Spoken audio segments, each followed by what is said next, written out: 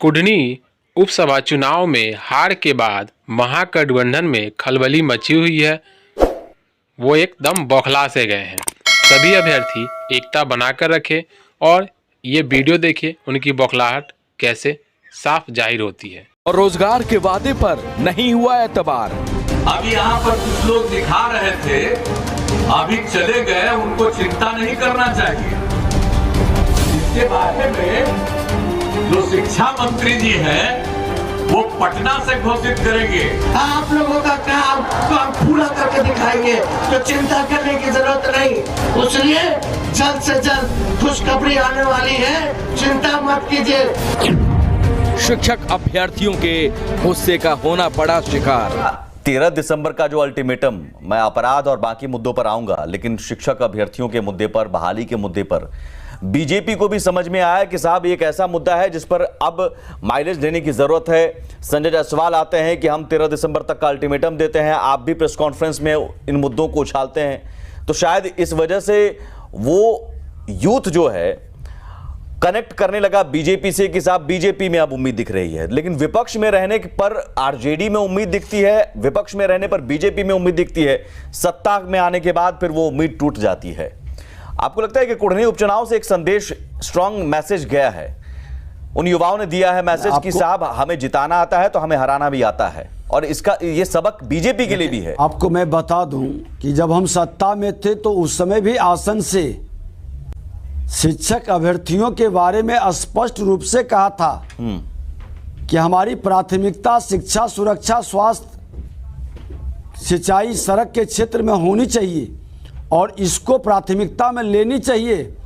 और उस समय के शिक्षा मंत्री जी ने आश्वासन भी सदन में दिए थे, और आपको जानकारी नहीं है तो जानकारी प्राप्त कर लीजिए कि प्रश्न करने वाले अभी वर्तमान शिक्षा मंत्री माननीय चंद्रशेखर जी ही थे। और वो आश्वासन को इम्प्लीमेंट अगर जो कर देते हैं तो व्यवस्था बदल जाएगी। इनका जो अभ्यर्थी का आंदोलन चल रहा है, जो मांग है उसका समाधान हो जाएगा। लेकिन जो प्रश्न किए थे, जो जवाब आया था, आज उसी से ये पलट गए और लक्षण तो कुछ प्रकट हुआ ही है। आज वही लोग पलटू राम, कुर्सी कुमार, क्या क्या नाम उपनाम दे रहे थे। तो संगति से तो गुण होता है। ऐसा नहीं है कि हम सत्ता में थे तो कुछ बोल रहे थे, आज कुछ बोल रहे हैं। लेकिन उस समय भी हमने मंच से नीतीश कुमार और तेजस्वी यादव दोनों ने, जब वहां प्रदर्शन हो रहा था तो दोनों ने बहाली को लेकर आश्वासन दिया था। अभी 2 दिसंबर को दोनों ने कहा कि जल्द होगा। तो फिर ये गुस्सा, देखिए गुस्से का शिकार आपको लग रहा है महागठबंधन हो गया और आपको फायदा मिल गया। दुखद और दुर्भाग्यपूर्ण है कि आप के करनी कथनी में समरूपता हो। आपके करनी कथनी में समरूपता नहीं होने के कारण जनता मालिक है, जनता का जनादेश आता है। नितेश जी, क्या ये शिक्षक अभ्यर्थियों का गुस्सा, जिसे फायदा बीजेपी को मिला, बीजेपी को जीत मिल गई, बीजेपी खुश है, रंग गुलाल लग रहे हैं, खुशी आपने बीजेपी को दे दी, कभी आरजेडी को आप खुशी देते थे, क्या ये गुस्सा वोट के जरिए आपने मैसेज दिया, अभ्यर्थियों ने, उन युवाओं ने मैसेज दिया है जात पात से ऊपर उठकर? बिल्कुल सर, ये जरूर है कि हम लोगों ने कहीं ना किसी हद तक भाजपा को, मतलब कुछ अभ्यर्थी वोट दिए हैं, उनके परिवार वोट दिए हैं, और परिवार ही नहीं, शिक्षा एक सामाजिक मुद्दा है, और शिक्षा एक सामाजिक मुद्दा होने के नाते शिक्षा से जुड़े लोग, जितने भी समाज में लोग हैं, सब लोगों ने इन सारे चीजों से उठ करके वहां वोट किया। इसलिए भाजपा आज इतराए या फिर गुलाल बांटे। लेकिन कहीं ना कहीं हम उनसे भी खुश नहीं है, क्योंकि भविष्य में उनसे भी हमें प्रताड़ना झेलना पड़ा है, क्योंकि पहले वो भी सरकार में थे।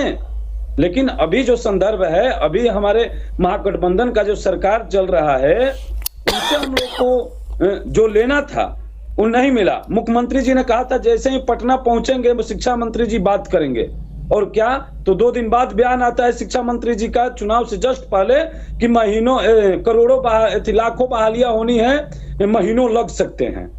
तो बताइए, तो हम भी तो एक बात बोले ना कि करोड़ों वोट डालना है, समय लगेगा। हम भी कहें ये बात, क्या उचित होगा? बताइए लव कुमार जी।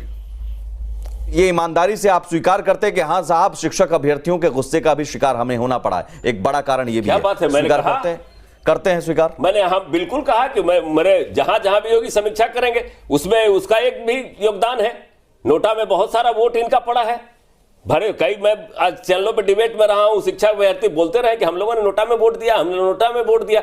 मैं सारी चीजों को पूरी जिम्मेवारी और शिद्दत के साथ जिम्मेवारी के साथ इसे समय से पहले आप अगर दुरुस्त कर लेते तो शायद जीत जाते, उन अभ्यर्थियों के गुस्से को समझ पा लेते तो शायद जीत जाते। बिल्कुल, सिर्फ मुद्दा एक ही नहीं हो, जब तक पूरा भर्ती के साथ यही किए। रामसागर जी, सर मैं आऊंगा आपके पास उसके बाद। रामसागर जी एक सेकंड, नीतीश पांडे हैं यहां पर। नीतीश पांडे बीजेपी से भी परेशान है, बीजेपी को भी कह रहे हैं ज्यादा गुलाल लगा के इतराइए मत। खुश वो भी आपसे नहीं है, अब चूंकि ऑप्शन की कमी है ना, उन युवाओं के पास ऑप्शन की कमी है तो जाएं किधर, तो अपने गुस्से का इजहार इधर करते हैं तो अल्टीमेटली फायदा उधर मिल जाता है। कल तक आरजेडी को फायदा मिल रहा था, विपक्ष में आरजेडी था, अब विपक्ष में आप हैं तो फायदा आपको मिल रहा है, लेकिन इससे इतराने की जरूरत नहीं है। गुस्से का खामियाजा तो भोगना ही पड़ा है महागठबंधन को। नोटा में भी जो संख्या है वो बड़ी संख्या है, और उसमें भी मैं सुबह जब डिबेट में था तो मैं देख रहा था कमेंट सेक्शन में बहुत सारे लोग लिख रहे थे कि शिक्षक अभ्यर्थी हैं और वो अपना गुस्सा जाहिर कर रहे हैं नोटा दबा करके। ठीक है, ये एक पक्ष है, लेकिन शिक्षक अभ्यर्थियों का भी निश्चित तौर पर बहुत ही जल्द इनको खुशखबरी मिलेगी और इनकी नियुक्ति होगी। छठे चरण की बहाली, नीतीश जी, छठे चरण की बहाली किस कारण से अटक गई? कोर्ट में इतने लंबे समय तक अटकी रही, तभी तो सातवें चरण में इतना देरी हुआ। अभी कोर्ट ने फ्री किया है, बाकी जो 40-50 हजार अभ्यर्थियों की बहाली बाकी थी उसको अभी कोर्ट ने क्लीन चिट दिया है, अभी वो भी बहाली होना है।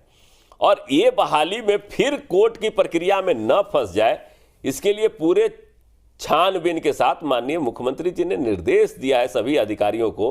शिक्षा मंत्री जी को 5-5 बार इधर तलब किया कि भाई जल्दी से जल्दी शिक्षकों की बहाली की जाए। अगर हम इस मामले में सीरियस नहीं होते तो फिर नियुक्तियां निकालने की कौन सी। लेकिन इसका मेरे बैनर पर भी जाकर देखिएगा तो हम लोगों का लिखा हुआ है कि नीतीश जी ही दिए हैं और नीतीश जी ही देंगे। ये बैनर पर अभी भी हमारा लिखा हुआ है, पहला बात।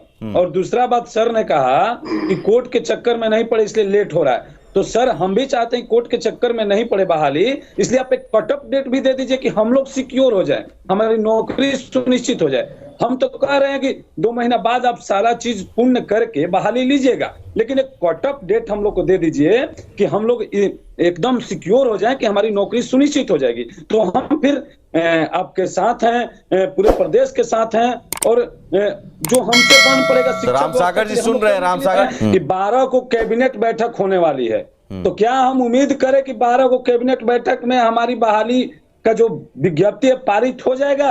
क्योंकि ये हमारी अंतिम लड़ाई है। अगर 12 को पारित नहीं होता है तो 13 को हम लोग घेराव करने वाले हैं। अगर ऐसा कुछ होता है तो फिर हमको 2024 में बहाली तो आएगी, हम जानते हैं। तो हमें 2024 में बहाली नहीं चाहिए, हमें बहाली चाहिए 2022 में। 2022 में किसी भी तरह आप बहाली दे दीजिए, भले 2023 में ज्वाइनिंग करवाइए। क्या 12 को कैबिनेट में मुहर लग जाएगी? सीधा सा जवाब सर। नीतीश जी, माननीय मुख्यमंत्री जी ने और उप मुख्यमंत्री जी ने बड़ा स्पष्ट शब्दों में आप लोगों को बताया है, और मैं कैबिनेट का पार्ट नहीं हूं, इसलिए जो बात मैं कह सकता हूं मैं उतना ही कह सकता हूं। मैं अपने अधिकार को जानता हूं, मैं एक छोटा सा कार्यकर्ता हूं, लेकिन इतना आपके दर्द से दुखी हूं कि आपको रोजगार जरूर मिलना चाहिए और आपकी नौकरी मिलेगी। मैं इस बात की इसलिए कि माननीय मुख्यमंत्री जी ने कई दफे आपके आंदोलन शुरू होने के बाद कोई भी एक 5-5 बार विभाग की समीक्षा करी, आपने देखा होगा, और 5 बार स्पष्ट निर्देश दिया कि जल्द से जल्द और बिना त्रुटिपूर्ण, उनका यह भी कहना है कि बिना कोई त्रुटि नहीं रहे, ऐसी इस बार बहाली निकालिए कि कोर्ट में जाके 2 साल तक मामला लंबित ना रहे और त्रुटिहीन ना। उनका कहना है कि चुनावी लॉलीपॉप के तौर पर फिर 2024 चुनाव से पहले मत ऐसा कीजिएगा कि देखिए नहीं, जल्द से जल्द बहाली हो जाए, चुनावी लॉलीपॉप नहीं। एक उपचुनाव में हार के बाद महागठबंधन की हालत आप देख सकते हैं, कैसे अनाप शनाप जो वादे कर रहे थे सभी वादे इन्होंने तोड़ दिए और आज इनकी हकीकत सामने आई है। एक चुनाव में जब अभ्यर्थियों ने साथ नहीं दिया तो ये बौखला से गए हैं। इनकी हालत आप देख सकते हैं।